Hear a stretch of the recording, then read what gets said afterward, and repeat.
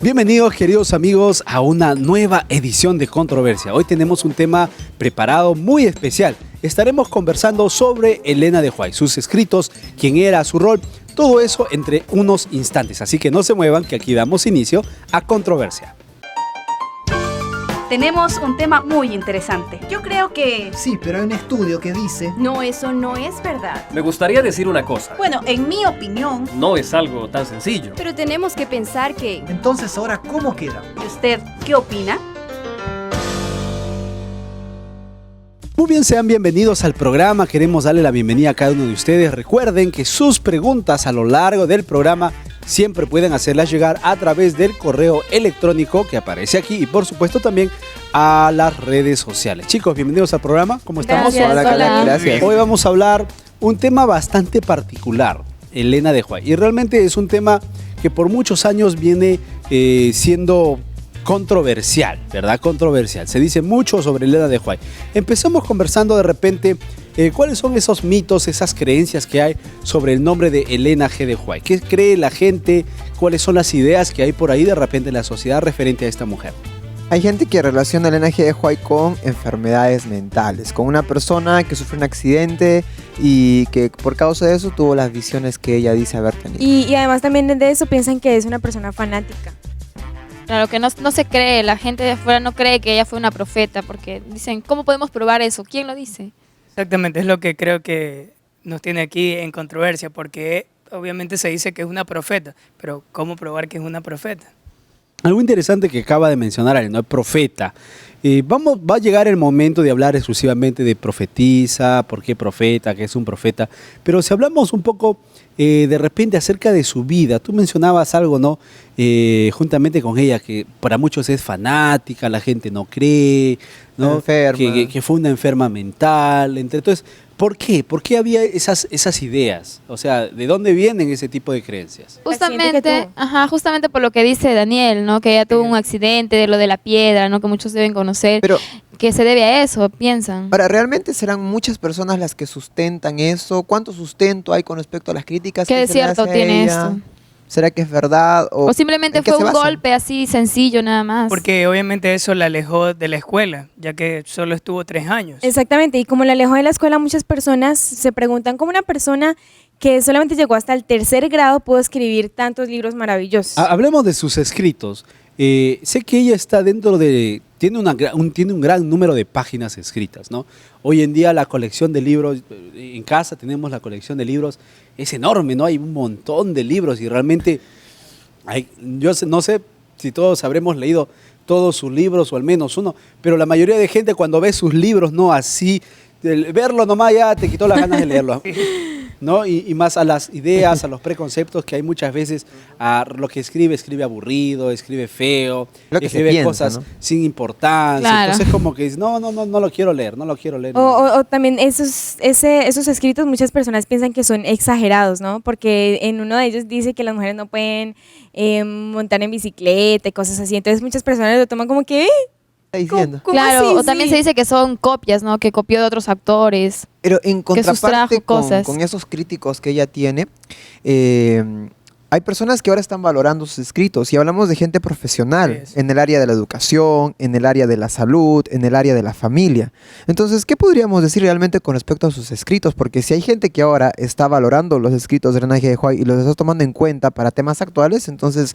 Quiere de decir que repente- son veraces. Y un ejemplo que puedo decir acerca de eso es un profesor que tuve yo. Él contó que en alguna vez fue a una charla de un magíster. Si no me equivoco, esta persona era español y no era cristiano.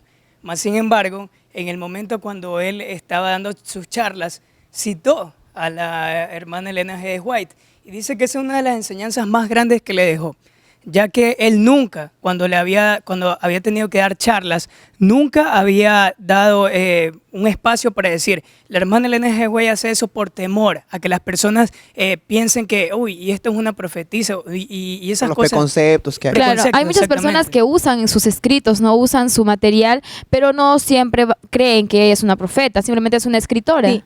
Entonces nosotros debemos utilizar esos escritos de manera literal o solamente simbólica. Hay algo interesante respecto a a los libros que ella tiene publicado, ¿verdad? Y son las citas.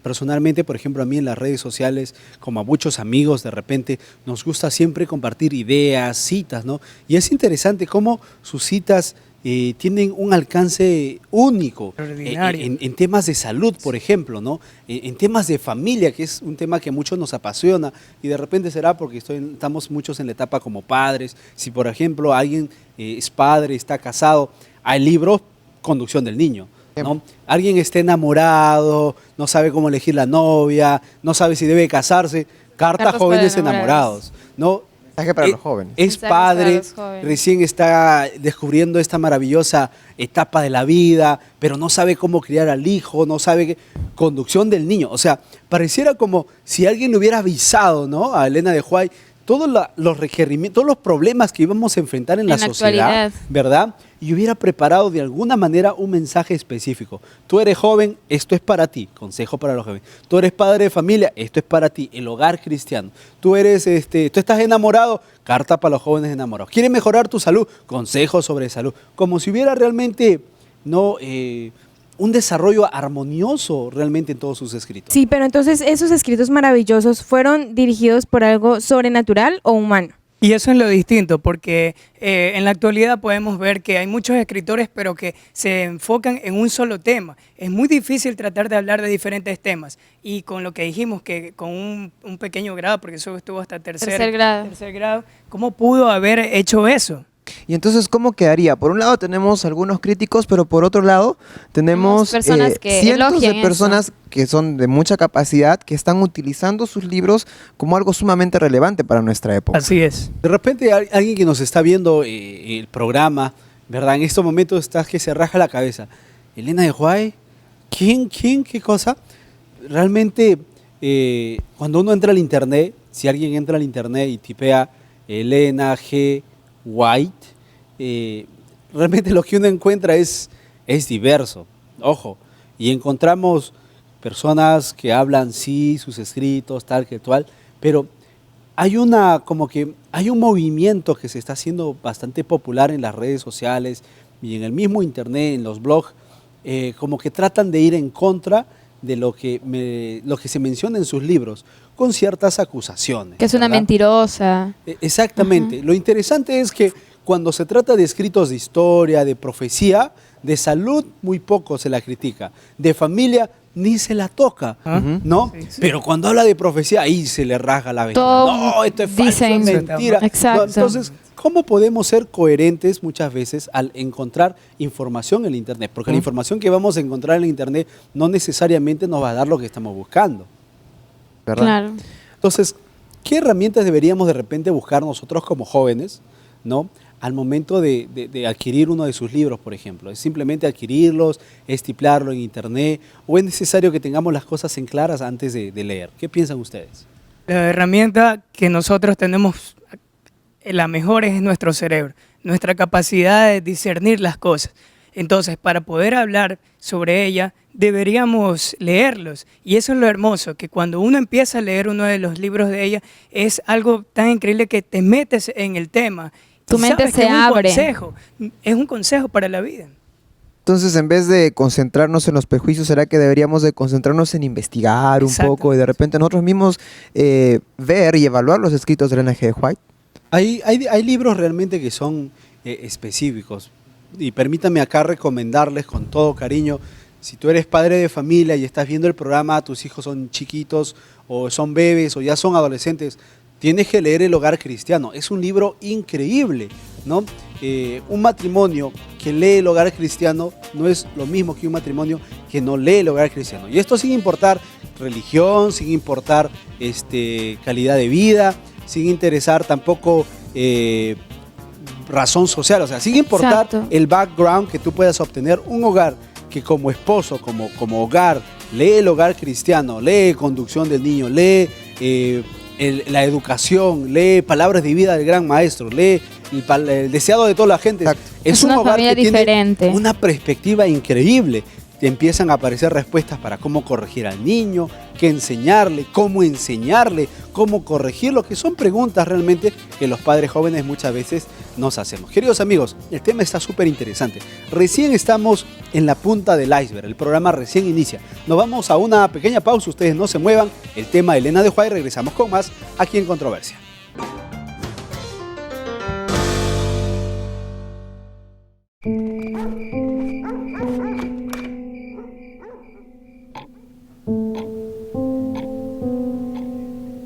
Ayer aprendí que no existe sacrificio que no cueste.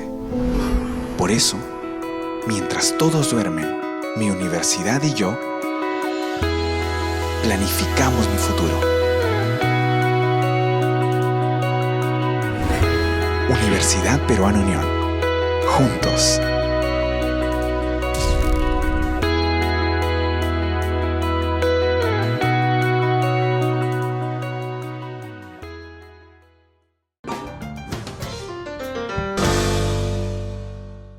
Muy bien amigos, estamos de regreso, esto es Controversia, el tema que estamos tratando, Elena de Huay. Recuerden que sus preguntas y comentarios sobre este tema pueden siempre hacerlos llegar a través del correo electrónico, por supuesto, a través de las redes sociales. Bueno chicos, realmente el tema se está tornando bastante interesante, ¿no? Por un lado encontramos personas que realmente valoran sus escritos y también encontramos personas que realmente la acusan de diferentes cosas, de plagiadora, de falsa, de fanática, de loca, ¿no? Sin que nadie se ofenda, hay gente que la considera loca, así es, sí, ¿no? Entonces, porque dicen que estuvo en un psiquiátrico, ¿no? Exactamente, ¿no? Entonces, partamos desde ese punto, de la contraparte.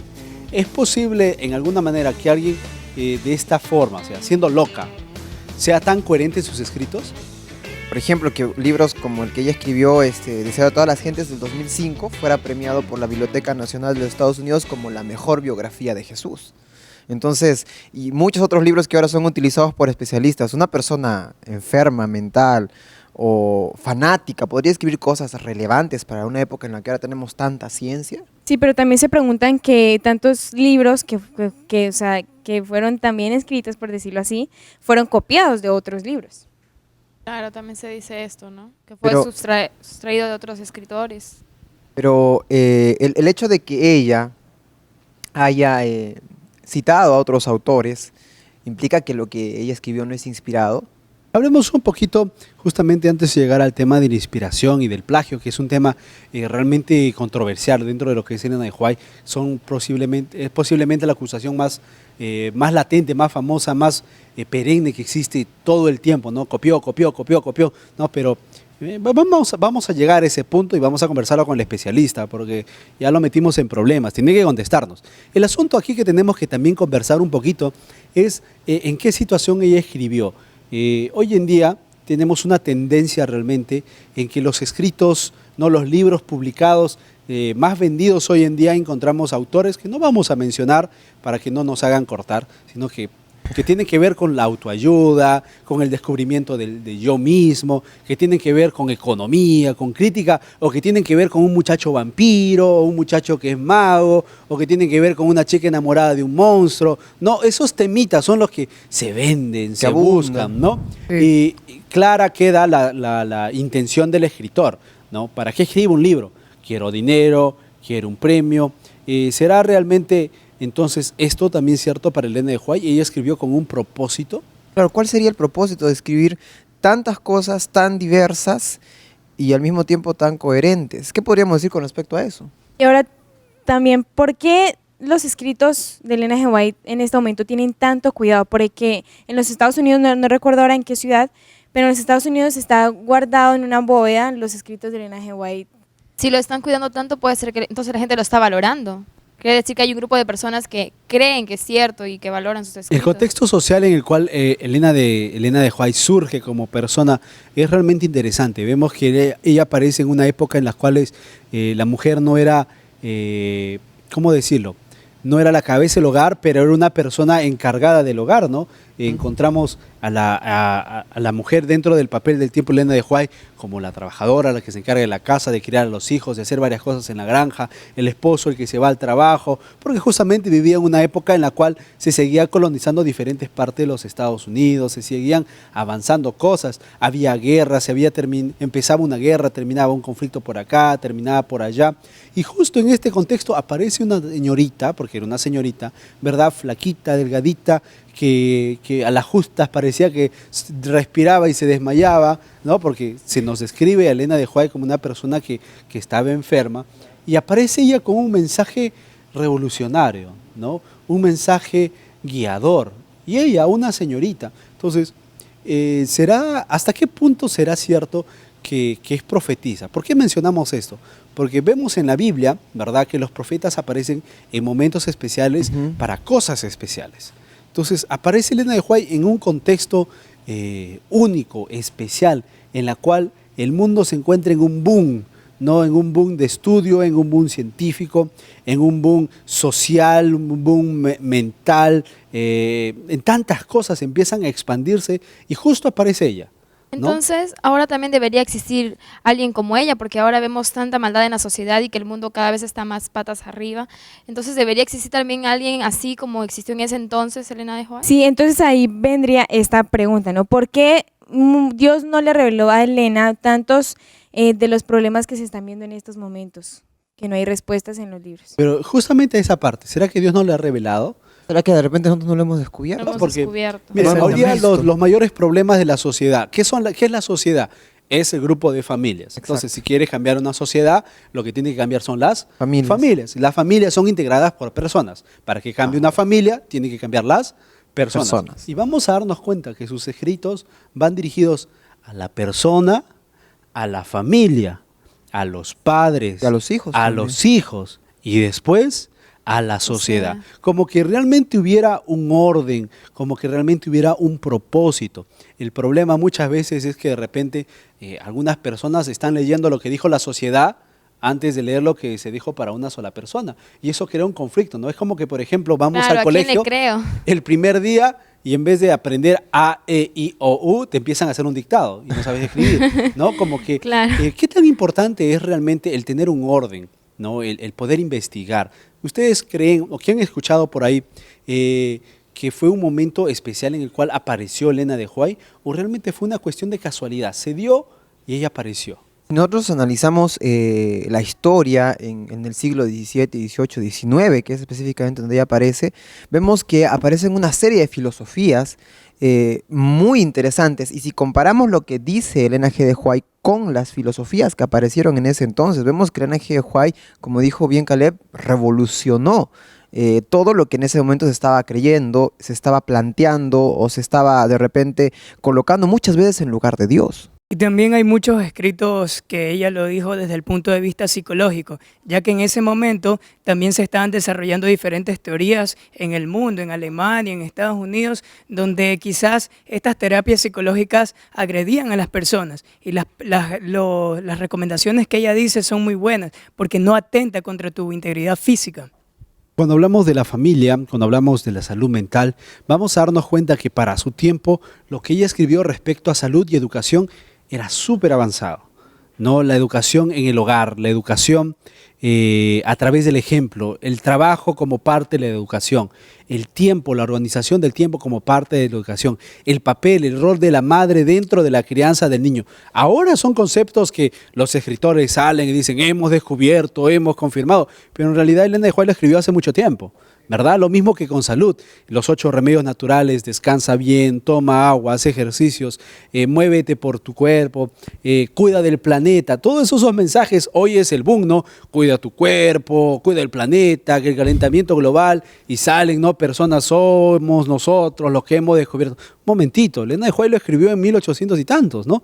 Entonces, realmente encontramos maneras de ver cómo es que sus escritos trascienden tiempo, cultura, trascienden épocas, ¿no? Trasciende justamente razas, género, etc. ¿Ustedes creen que deberíamos leer sus libros? Por supuesto, pero ¿y qué podríamos decir con respecto a la actitud que ella tenía con respecto a sus escritos y la Biblia. ¿Qué decía ella con respecto a si sus escritos eran más importantes o menos Claro, importantes? ¿qué relación hay entre sus escritos y la Biblia? ¿Cómo ella lo tomaba? Ella decía que primero había que leer estos escritos. ¿Cómo es que ella realmente ¿Cuál es entendía más eso? que cuál? También hay muchas personas que dicen de cómo creerle a una chica de 17 años, que fue la primera visión que Elena de White tuvo, cómo creerle a una niña tan jovencita que Dios le haya revelado tantas cosas Joyce, que ahora... ¿cuántos años tienes, Joyce? 16. O sea, es alguien más o menos de tu edad, ¿no? Sí. Que venga y nos dice, esto me ha revelado Dios. Realmente crea Un poco una... difícil de creer en estos crea un- tiempos. Y Claro, porque la los gente... Porque los últimos profetas que todos sabemos pues son los de la Biblia. Entonces, cómo Dios escogió a una niña, como es el caso que estamos poniendo ahora, para revelar su palabra. Saben que, chicos, nosotros tenemos que irnos un corte, pero hemos abordado un punto muy importante de la discusión del programa. La verdad de la Biblia, la inspiración de la Biblia y la inspiración de los textos de Elena de White. Son diferentes, son del mismo Dios, tienen niveles, tienen diferente propósito. Con todas estas respuestas y con todo lo que hemos venido conversando hasta ahora, vamos a regresar en el siguiente bloque. Tendremos dos bloques para poder discutir aquí con nuestro invitado cada una de las preguntas que hemos tenido hasta el momento. Así que ustedes no se vayan, recuerden que sus preguntas y comentarios siempre al correo y también a las redes sociales. Regresamos con más aquí en Controversia.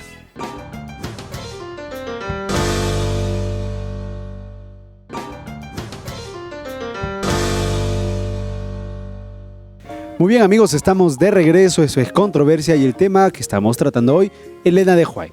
Hemos conversado dos bloques, hay muchas cosas que de repente todavía están quedando sin ser aclaradas y para eso tenemos aquí a nuestro especialista. El invitado del programa de hoy es el magíster Benjamín Rojas, docente de la Facultad de Teología de la Universidad Perón Unión. Bienvenido al programa. Una alegría, Caleb, estar acá nuevamente para compartir este programa con ustedes y con ustedes también, queridos jóvenes. Creo que vale la pena hablar de Elena Harmon de White y aclarar algunas cosas, ¿no?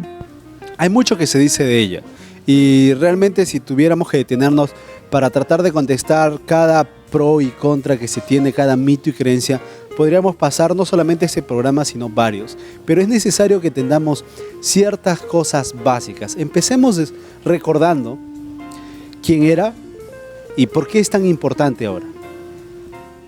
Bueno, Elena Harmon de White es una persona común, normal, como cualquier otra, que ya falleció hace algunos años atrás, en 1915, en el mes de julio fallece y nace en el mes de noviembre, en 1827.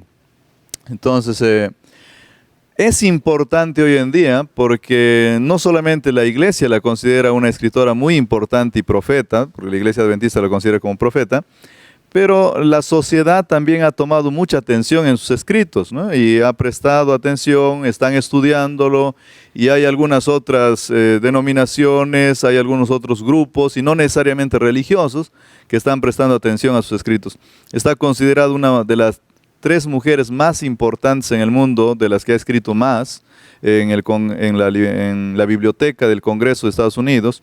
Entonces, resulta siendo importante además de todo esto porque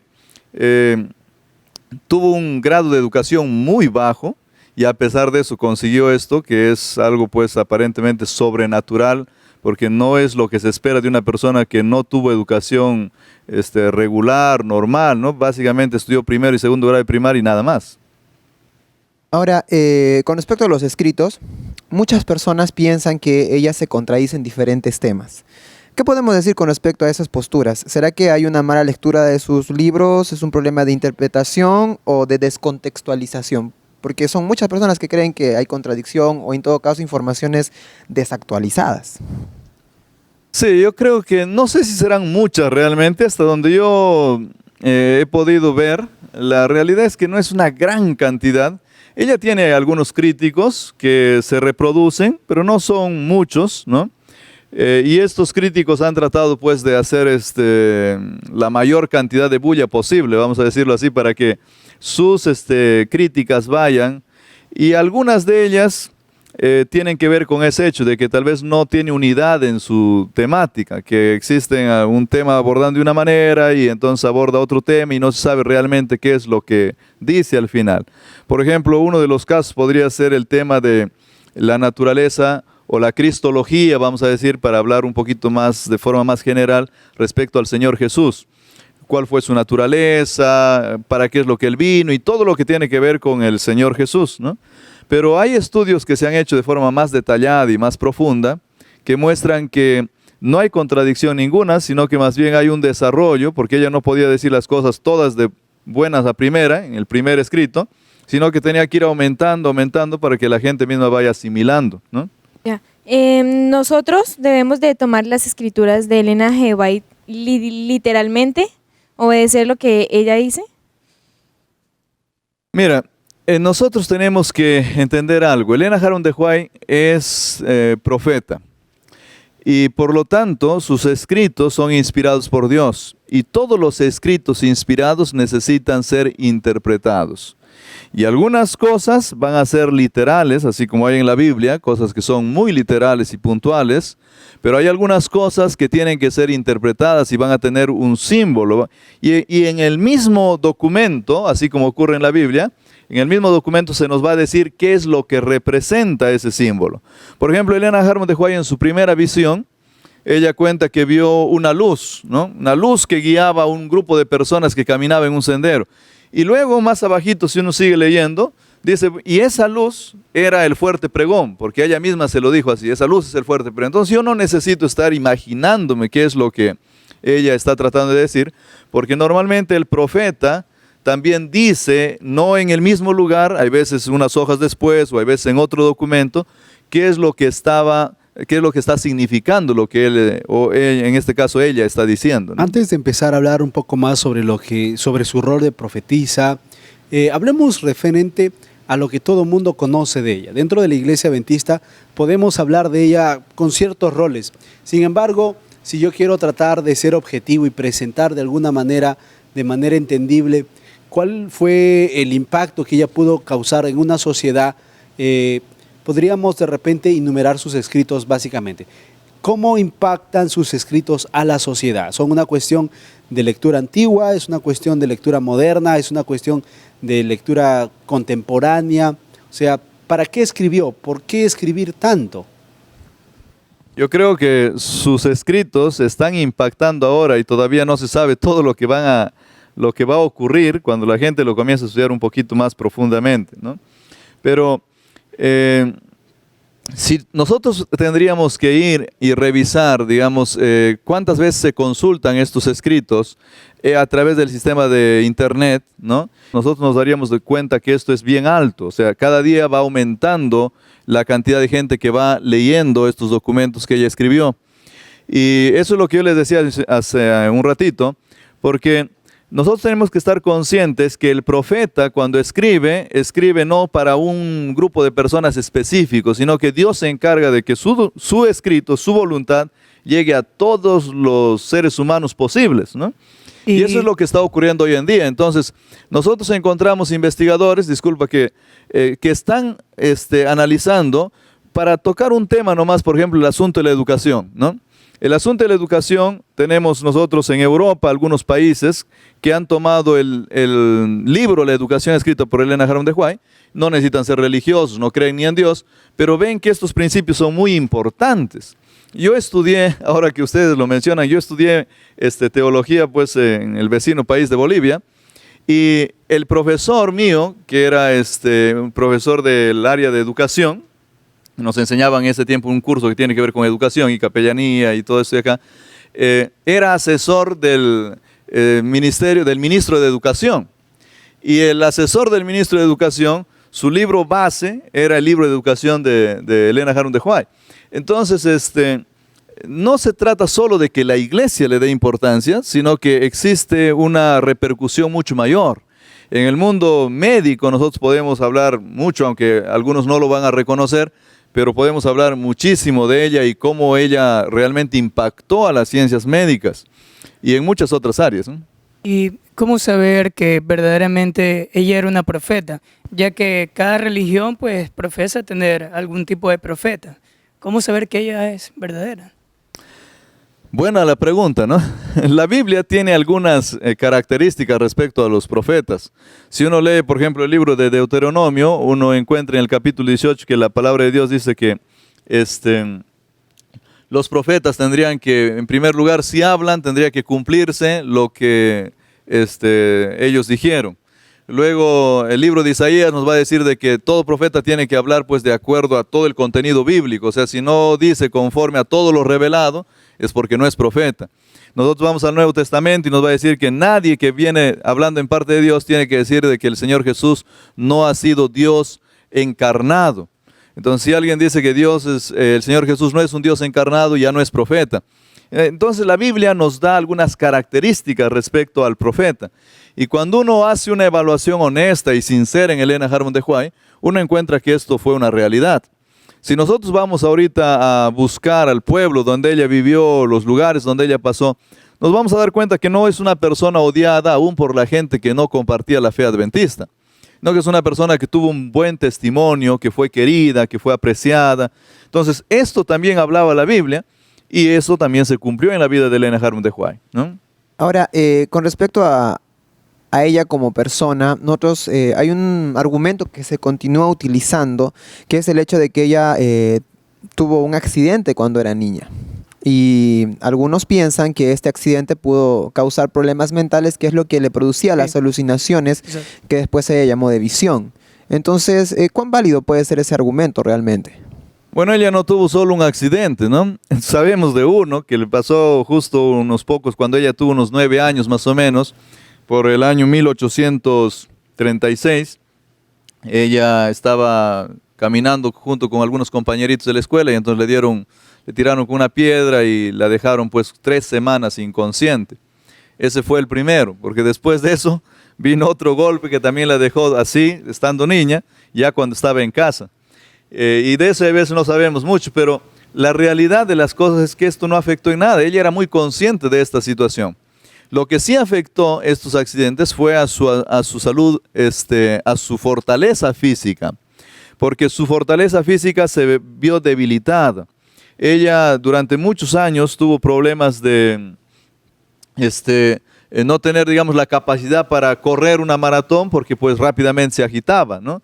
No tenía la capacidad para poder levantar cosas pesadas. Entonces, pero luego con el tiempo se mejoró. Cuando ella tuvo más o menos unos 80 años de edad, una vez escribe y dijo, mira, yo tengo ahorita mejor salud que cuando era niña, porque había mejorado su alimentación, había mejorado algunas cosas, porque Dios mismo se lo había indicado cómo debía de hacerlo, y es lo que ella compartió también con nosotros, y ahora estaba bastante bien. Pero mentalmente, Elena Harmon de Huay estuvo muy bien, siempre lúcida, y fue una persona totalmente normal. Si nosotros leemos sus escritos, leemos su biografía, vemos la familia de ella, nos vamos a dar cuenta que es una persona totalmente normal, no es una persona que tenga algún problema mental, ¿no?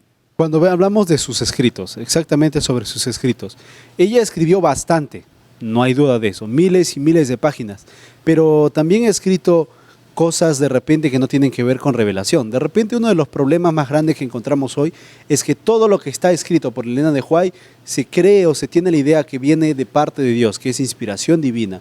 ¿Es esto verdad? ¿Es un problema al momento de leer sus escritos? ¿Era todo lo que escribió Elena de Huay inspirado? Bueno, ¿cómo puedo responder a esto? Miren, nosotros no somos jueces para decir qué es inspirado y qué no es inspirado. Si yo no puedo agarrar y decir, mira, esto es inspirado y esto no es inspirado. ¿Quién tendría que hacer eso? Por lo menos desde mi punto de vista, o es Dios o es el profeta mismo, ¿no es cierto? El profeta mismo tendría que decirme, esto es inspirado y esto de acá no es inspirado. Yo no sé si ustedes saben, por ejemplo, que Elena Harmon de Huay alguna vez en su historia, ella envió a quemar ciertas cosas que ella había escrito. Ella dijo, miren, yo quiero que esto de acá lo quemen, desaparécelo a su amiga, una amiga íntima que ella le escribió unas cartas, que eran unas cartas un poco pesadas, con un ánimo, porque ella, como cualquier ser humano, tuvo dificultades, tuvo problemas, tenía hijos con algunas dificultades, tenía un esposo que estaba un poco enfermo y se puso muy difícil el asunto en algún momento. Entonces ella tenía una muy buena amiga, y a esa amiga le escribió algunas cartas y luego de algún tiempo le dijo, mira, tú tienes que quemar todas esas cartas porque esas cartas no... Entonces, miren, ¿por qué les cuento esto? Porque yo creo que solo Dios y los profetas son los que pueden decir, mira, esto es inspirado y esto no es inspirado. Creo que nosotros no estamos en la potestad de determinar qué es inspirado y qué no es inspirado. Porque si yo soy juez de la inspiración, entonces yo estoy encima de la inspiración. Yo estoy como que un paso sobre la inspiración. Pero la inspiración siempre estará sobre mí.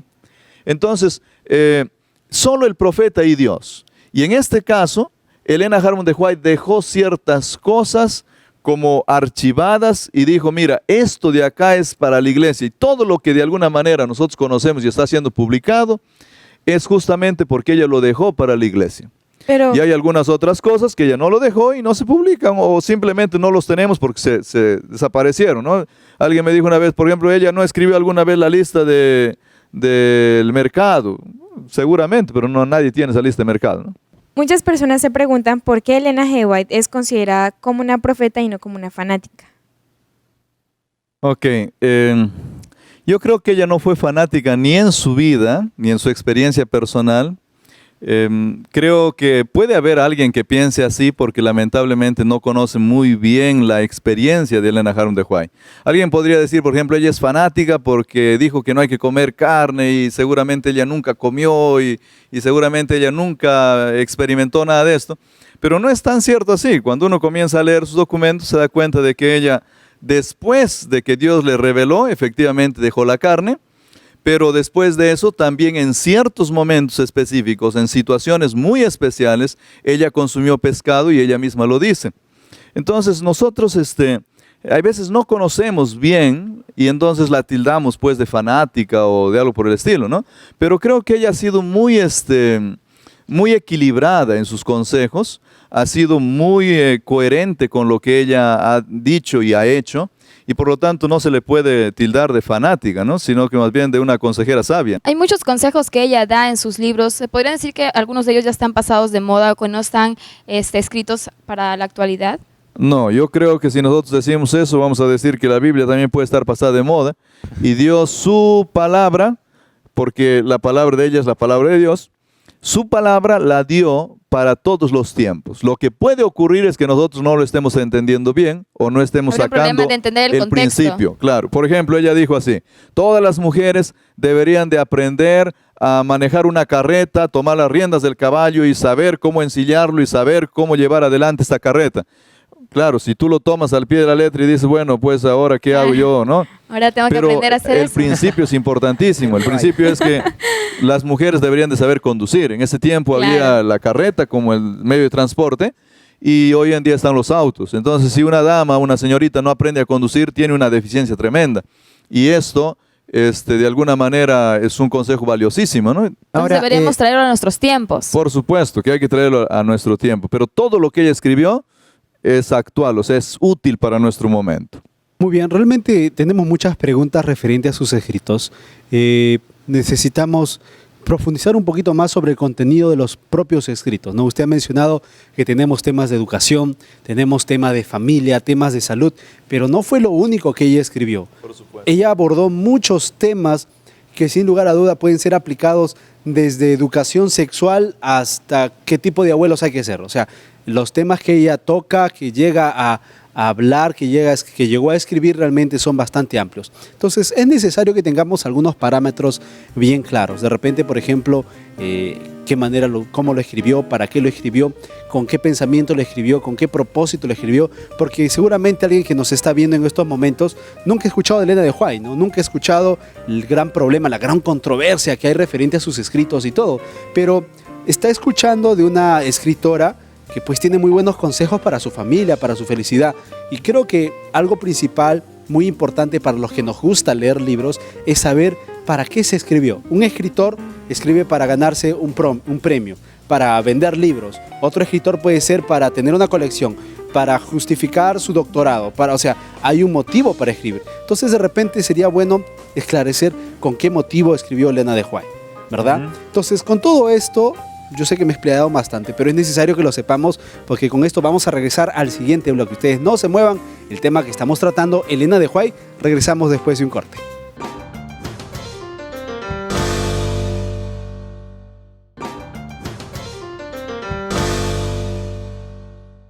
Muy bien, estamos de regreso. Esto es Controversia y el tema que estamos tratando, que estamos abordando en el programa de hoy es Elena de White. Hemos conversado en los bloques anteriores varias cositas respecto a sus escritos y en este último bloque también nos está acompañando el magíster Benjamín Rojas, docente de la Facultad de Teología en la Universidad Peruana Unión.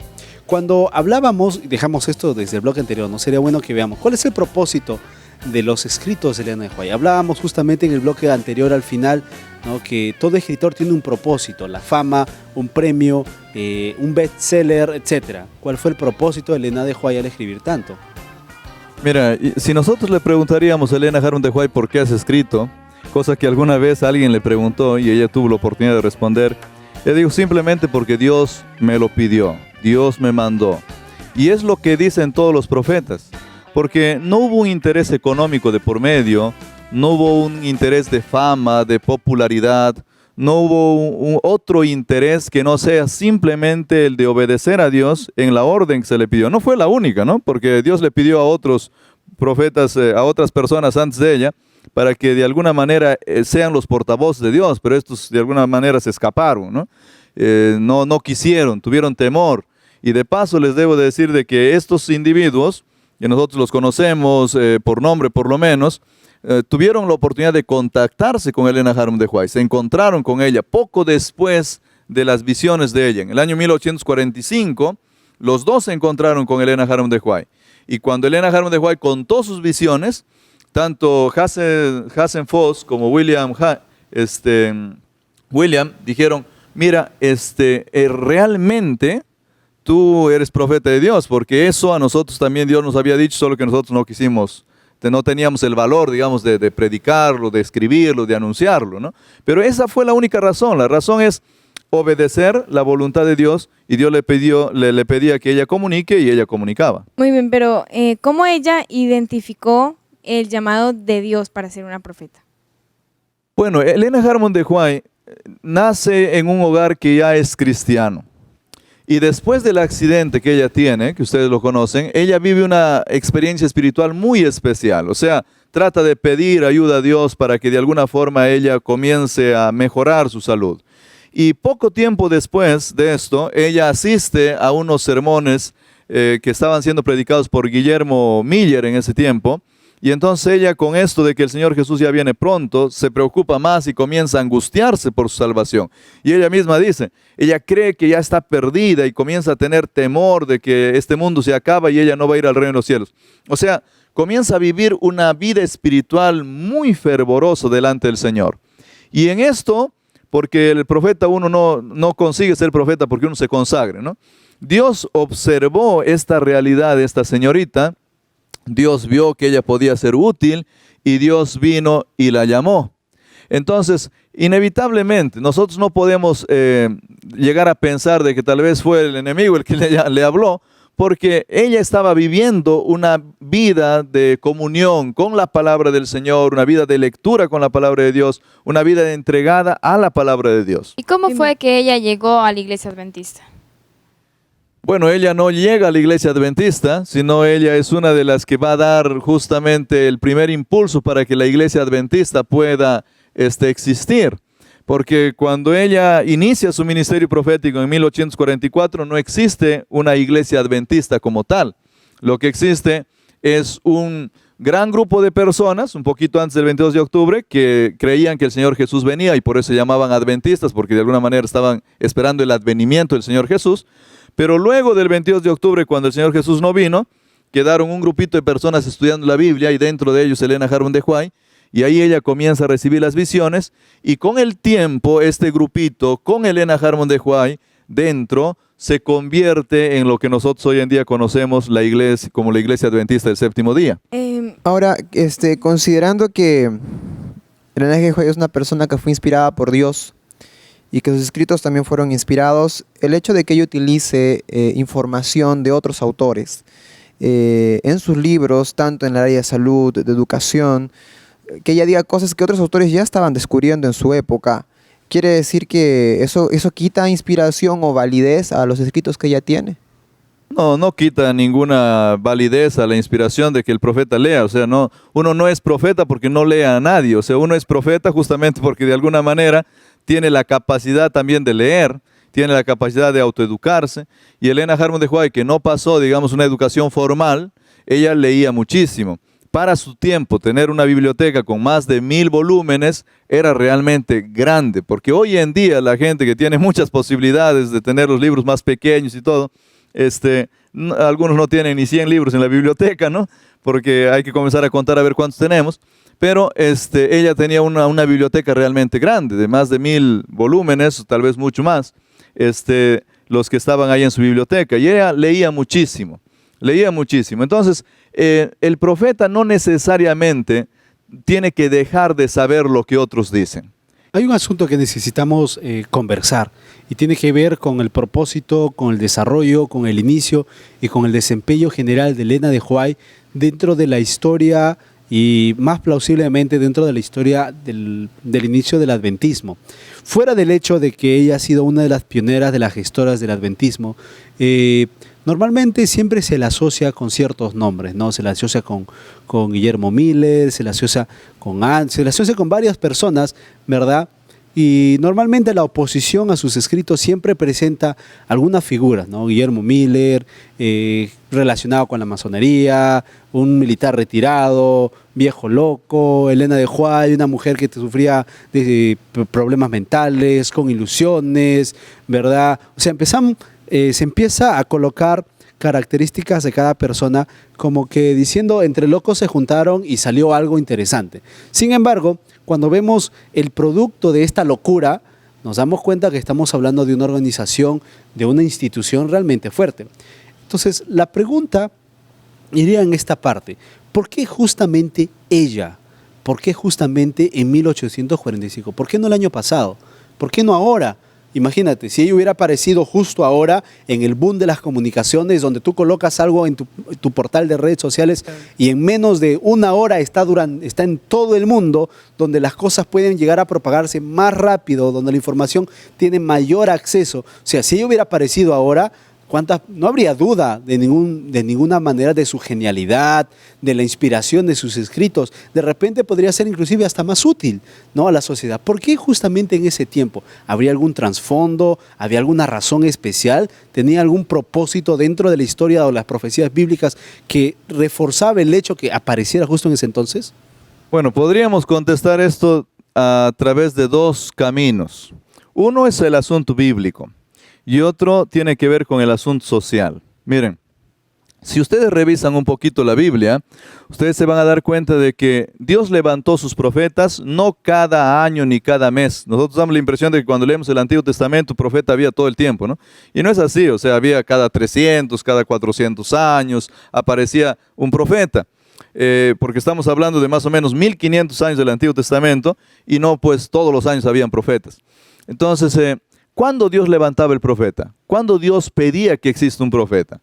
Básicamente era cuando ya el pueblo estaba a punto de olvidar sus raíces, o sea, estaba a punto de olvidar la voluntad de Dios que ya había sido revelada anteriormente y que estaba escrita, que estaba registrada, pero el pueblo ya estaba casi para olvidarlo definitivamente. Entonces, cuando estaba en esa condición, Dios necesitaba levantar un profeta para que estos recuerden nuevamente el evangelio eterno, ese que tenía que ser predicado siempre y que tenía que ser conocido, y entonces el pueblo pueda andar en la luz y no ande en las tinieblas. ¿Qué es lo que pasó en la historia universal? Estábamos viviendo el año 1840, bueno, el siglo XIX. Estábamos en el 1840, 1844, 45, una temporada realmente crítica para nuestro planeta. Porque en ese tiempo también, si ustedes se recuerdan, se levanta todo lo que es el evolucionismo. En 1844 se escribe el primer borrador del origen de las especies. También aparece el marxismo en ese tiempo. Nietzsche vivió un poquito en ese tiempo también. La razón, desde 1798, con la Revolución Francesa, comenzó a gobernar el planeta. Realmente la gente estaba a punto de perder la fe por completo en Dios y había necesidad de levantar un profeta. Ese es un camino para explicar. El otro camino es Dios tiene sus tiempos.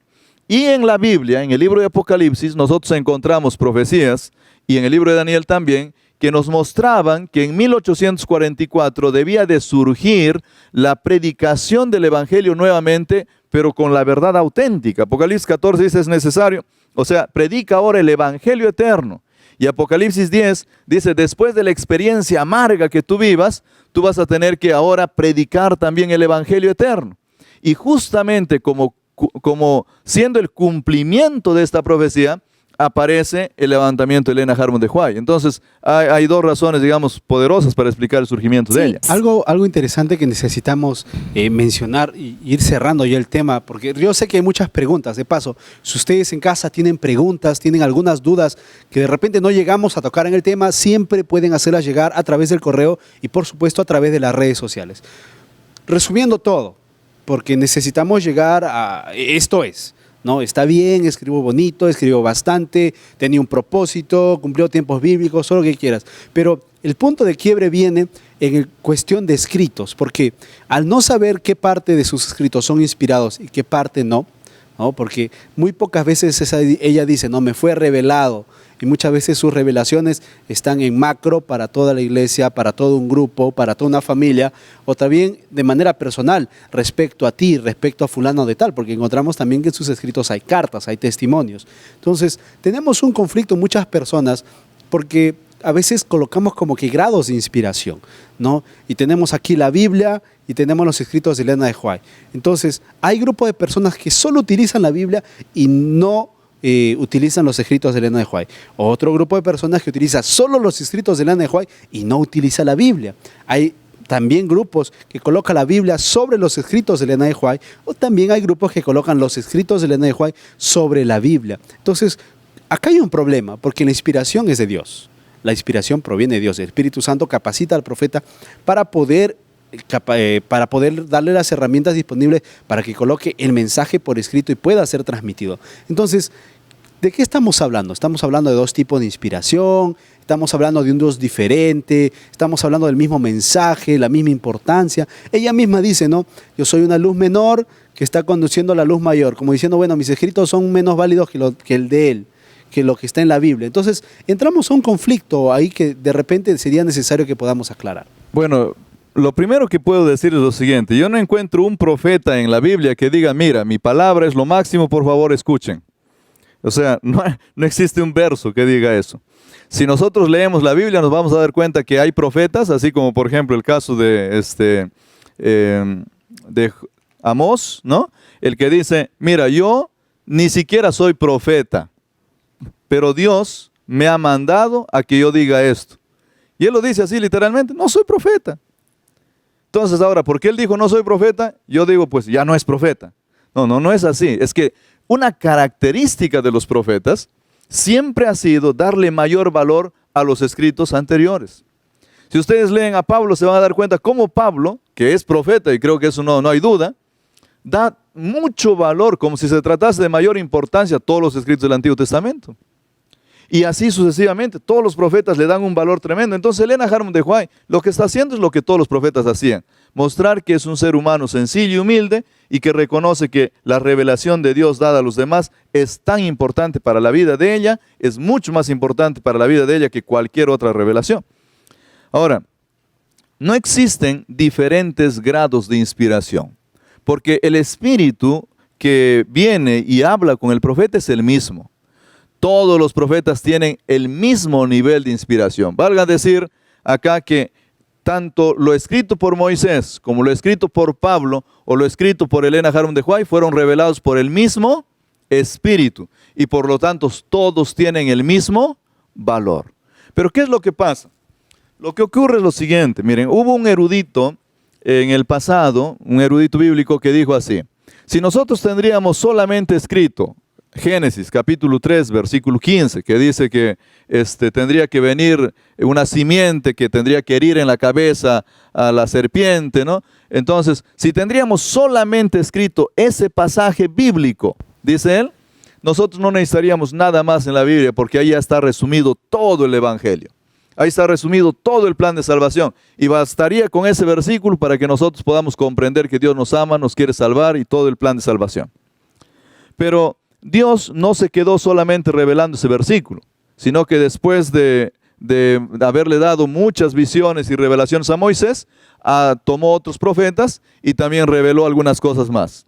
Pero nunca contradijo ni trajo nada nuevo, sino que todo lo que ocurrió fue simplemente una ampliación de algo que hay en la Biblia. Y en la Biblia, el mensaje central es: existe un gran conflicto entre el bien y el mal, y existe un plan de salvación para cada uno de nosotros. O sea, nosotros podemos ir al reino de los cielos y volver al jardín del Edén, donde nuestros primeros padres un día salieron. Ese es el gran tema bíblico. Y entonces lo que se va haciendo es ampliando, dándole más detalles. Yo cuando trato de ilustrar esto, a veces uso una ilustración, una especie de cono.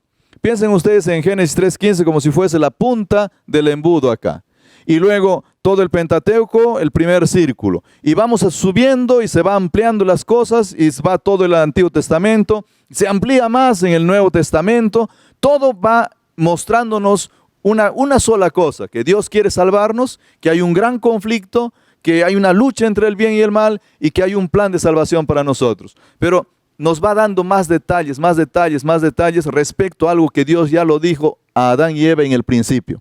Ahora, en el tiempo final, la gente ya estaba olvidándolo. 1840, el mundo ya estaba casi sin recordar eso. Y entonces Dios tuvo que levantar un profeta. Y este profeta no va a contradecir ni va a traer nada nuevo, simplemente va a ampliar y va a hacer que este embudo, estos conos sean mucho más amplios. Pero es la misma revelación, es todo el mismo proceso, ¿no? Solo que en otro tiempo. Muy bien, muchas gracias por habernos acompañado aquí en el programa. Realmente creo que tenemos las cosas más claras. Podemos ahora realmente leer un poco más los escritos que Elena de White misma ha dejado y permitir y darnos cuenta realmente que es un mensaje moderno, ¿verdad? Para una sociedad moderna. Capaz, si me permites, una última cosita, tal vez para nuestros oyentes, ¿no?, que están acá. Miren, nosotros a veces nos prejuiciamos muy fácilmente frente a algunos comentarios que se levantan en internet. Yo me he dado el trabajo de ver, y básicamente son 4 nombres los que critican a Elena Harmon de White, ¿no? Son 4 personas, que no voy a mencionar el nombre acá porque creo que no es meritorio mencionarlo, pero básicamente unas cuantas personas que andan tratando de criticar a ella. Y yo les animaría a las personas que están escuchando que puedan leer, que lean el material, que saquen sus conclusiones por su propia cuenta. Hay muy bonitos libros. Si te interesa el tema de familia, el tema de familia. Si te interesa el tema del tiempo del fin, el tiempo del fin. Profecías, porque hay profecías hermosas y muchas de ellas ya se cumplieron también. Entonces, lo importante es que no saquemos conclusiones por lo que otros nos dicen, sino que saquemos conclusiones porque realmente nosotros nos hemos dado el trabajo de leer lo que ella ha escrito. Y entonces ahí sí vale la pena nuestra conclusión, ¿no? Realmente qué importante es el poder experimentar esto de primera mano. Muchas gracias por haber estado aquí en el programa. Yo creo que hemos aprendido bastante y vamos a encontrar la manera de poder leer, ¿verdad?, los textos de Elena de White. Muchas gracias. Se fue el magíster Benjamín Rojas, docente de la Facultad de Teología de la Universidad Peruana Unión. Gracias. Gracias a ustedes. Bueno, queridos amigos, realmente el tema que hemos tratado en el programa es bastante amplio. Yo sé que han quedado muchas preguntas, aún hay muchas interrogantes, pero recuerden que cualquier pregunta e interrogante pueden hacerlas llegar siempre al programa a través del correo electrónico, de las redes sociales y por supuesto puedes también compartir este video porque lo vamos a colocar en nuestro canal de YouTube con otras personas para que realmente podamos más y más personas descubrir pues un mensaje complementar a lo que es la Biblia.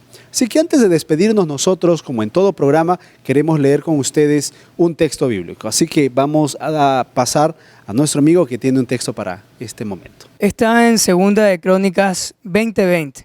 Dice así: Oídme Judá y moradores de Jerusalén, creed en Jehová vuestro Dios y estaréis seguros. Creed en sus profetas y seréis prosperados. Realmente el texto no necesita explicación. Tal como dijo nuestro invitado, experimentemos la lectura. Si la lectura de la Biblia transforma, si la lectura de la Biblia llega realmente a presentarnos, a mostrarnos a Dios, también tratemos de encontrar a Dios, descubramos más acerca del amor de Dios a través de estos mensajes de Elena de White que son más específicos y más certeros para varios ámbitos de nuestra vida que muchas veces la Biblia no logra explicar determinadamente. Es un reto. Hay que romper muchos paradigmas que estoy seguro que nosotros como jóvenes vamos a hacerlo. Recuerda también, queridos amigos, que aquí en el programa tenemos un paquete especial para cada uno de ustedes. Si tú quieres descubrir más sobre la Biblia, quieres descubrir más sobre el amor de Dios a través del estudio de la Biblia, recuerda que tenemos un curso bíblico maravilloso para ti. La Biblia habla en un nuevo formato, a full color, con una nueva edición que seguramente te va a ayudar increíblemente a descubrir más acerca del amor de Dios. Todo lo que tienes que hacer para obtenerlo es escribirnos aquí al correo que aparece abajo en pantalla y te estaremos contactando lo antes posible, sin importar en el país que te encuentres, para poder hacerte llegar el material. Recuerda también que estamos a tu entera disposición a través del correo y las redes sociales. No hay tiempo para más, nos vemos en la próxima edición de Controversia.